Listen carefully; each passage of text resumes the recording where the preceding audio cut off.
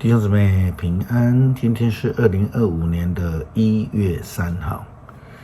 今天的经文是诗篇72篇、约伯记42章第10节到17节、路加福音第8章16节到21节。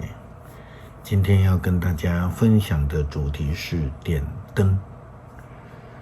约伯在遇难之后，他的3位好朋友就马上来到他的身边来陪伴他。即便是在对话的过程当中，有些不太适合的言谈，甚至对约伯多所责难，但是在约伯最难过的这个当中，他的朋友们却带来了最真诚的陪伴。经过很长的一段时间的对话、反思、激辩、责难、抱怨之后，约伯自己的反省，重新对上帝的了解之后呢，他有了改变。更在约伯记的42章第5节经文当中，约伯说出一句非常著名的信仰告白。他说：我从前风闻有你，现在亲眼见你。这是他在重新认识了上帝，也接受了上帝对他生命的安排与主权，然后他就不再跟他的朋友们争辩了，甚至他为了他的朋友们来祈祷祝福。因为约伯在他的生命当中呢，已经脱离了黑暗，因为他看见了生命的亮光，就是他之前所知道的上帝，现在因为真正的认识了上帝，而不再活在这个黑暗当中。约伯记42章第10节到17节，圣经这样记载：约伯的3个朋友祷告后，上主恢复了他的景况，使他比从前加倍兴盛。他的兄弟、姐妹和从前的朋友们都来探望他，在他家里一起用餐，他们对他表示同情，为了他从主那里所受到的一切灾难来慰问他。每人送他一些钱和一个金环。在约伯的晚年，上主赐福他，比他早年所得的还要多。约伯拥有14000只羊，6000只骆驼，2000头牛，1000匹驴。他有7个儿子，3个女儿。他给长女取名为耶米玛，次女为基西亚，三女为基连哈普。世上没有其他女人像约伯的女儿那么的美丽。他们的父亲使他们和弟兄们分享父亲的产业。这以后，约伯再活了140岁，亲眼看见了自己的4代子孙。这样，约伯长寿善终。上帝再次给约伯更大的恩福，比以前更多、更加倍的让他兴盛。耶稣基督的教导当中提醒跟随者要成为这个世界的灯、世界的光。他强调基督徒的生命就要像灯一样，是要被点亮的，要照耀在这个世界上，让世界看到我们的光，也因而看见到基督的光。路加福音第8章16节到21节，耶稣基督的教导提到了：没有人点了灯却用斗把它盖起来，或是拿来放在床底下，他一定把灯放在灯台上，使进来的人就可以看得见亮光。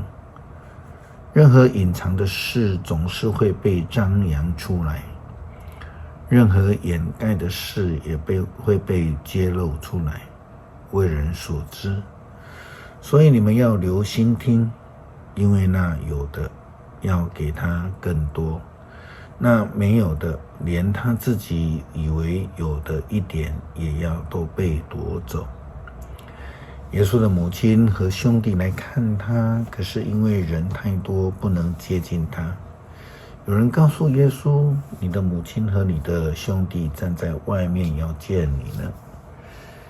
耶稣就对他们说，那些听了上帝的信息而去实行的，就是我的母亲和兄弟了。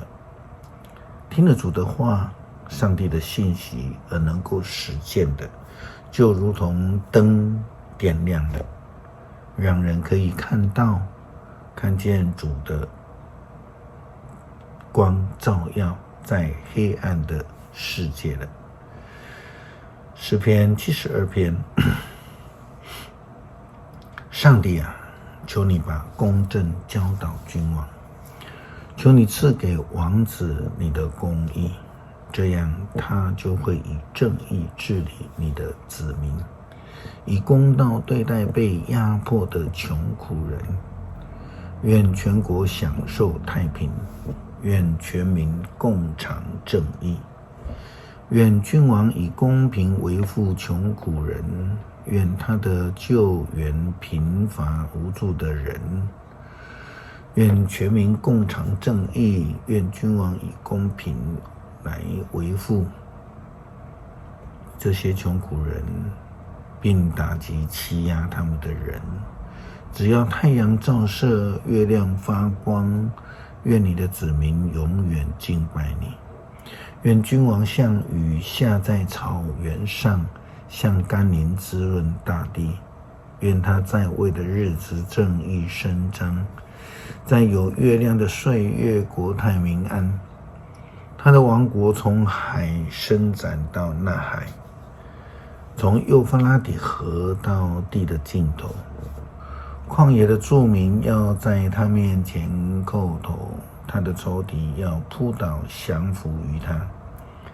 他施和群岛的君王要向他贡献礼物，示巴和西巴的王也带来贡物。诸王要在他面前下拜，万国要服侍他。他救援向他呼求的人，穷人，他帮助贫苦无助的人，他怜悯软弱贫寒的人，他拯救穷苦人的生命，他救他们脱离压迫和强暴，他看他们的生命为宝贵。愿王万岁！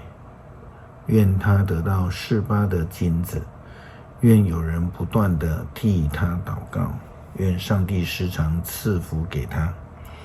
愿土地盛产五谷，山林布满庄稼，收成跟黎巴嫩一样的丰盛。愿城市的人烟稠密，像野地滋润青草。愿他的名永垂不朽，愿他的声望如太阳长存。愿万国因他蒙福，愿万民为他祈福。要颂赞上主以色列的上帝，唯有他成就奇妙的事，要永远颂赞他荣耀的名。愿他的荣光弥漫大地。阿们，阿们。耶西的儿子大卫的祷告结束。恳求慈爱的主帮助我们，愿意成为上帝所呼召的工人，成为受拣选差遣忠心的仆人。让我们愿意被点亮，成为世界的光，见证我们是属基督的。祷告奉主耶稣基督圣名求，阿们。